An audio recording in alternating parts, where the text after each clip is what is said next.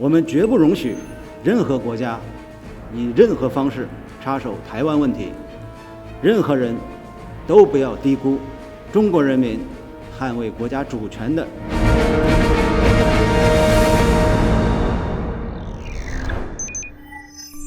The U.S. policy, ever since I was in the White House under President George W. Bush, has been to reassure and deter both sides of the strait. So we reassure Beijing that we do not support independence, while we deter Beijing by our robust military presence in the region and by signaling to Beijing that should they move militarily against Taiwan, we would support Taiwan.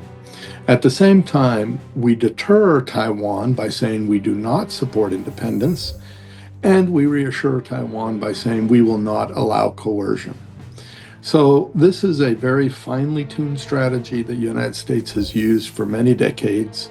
It has been highly successful, and I think it's the one we should continue to use. I think for Americans, they honestly believe that he wants to use force. I don't believe that's true. I think the Chinese know that the use of force against Taiwan would destroy the Chinese economy as well as destroy Taiwan. President Xi is not a risk taker. He is not President Putin. He is much more methodical and much more careful. And so I think the idea that somehow he would wake up one morning and decide to attack Taiwan is really very unrealistic. If he is to take military action, it is because he sees that the chances of unification peacefully have departed from the international scene. That his only option as the leader of China is to attack. We need to keep him from ever thinking that way. We need to keep him thinking that there is the prospect at some point, perhaps in a very distant future, for unification between Taiwan and the mainland. If he continues to believe that, I don't think there's going to be a war. China has 4 real military options when it comes to military attack on Taiwan.